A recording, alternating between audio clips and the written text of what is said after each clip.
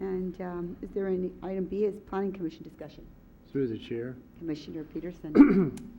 Tonight's agenda featured two applications that required liquor license and or I don't know, there's a portion of the zoning code that refers to that, and the findings of fact contain some of the most objectionable language that I've ever seen in applications, in staff reports.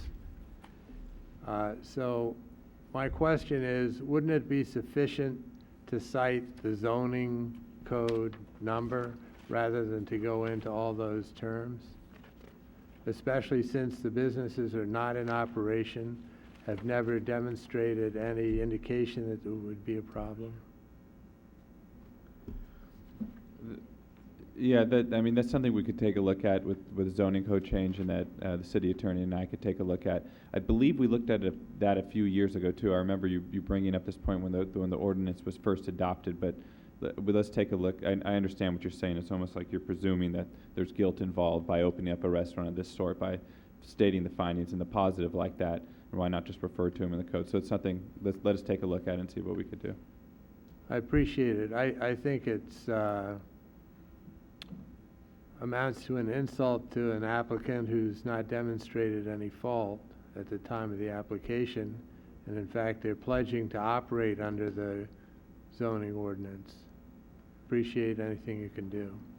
If I could just express maybe a slightly different viewpoint on that, which is I don't think it's ever harmful to indicate to an applicant what the expected standard of behavior is. And so while this applicant might be great, you know, there's somebody else can come in by right who may not be as desirable as the applicant that you're seeing before you. But in either case, setting out that standard of behavior is not harmful, and also makes it clear should we need to ever address it from an enforcement standpoint, because it would be right there, they've signed on it, and it's not just a reference to a code that may or may not change over time. So that's a discussion I'd be happy to have you with you Well, in more well, the detail. requirement of such a recognition could be made by asking them to sign a statement that's just part of their application for a permit.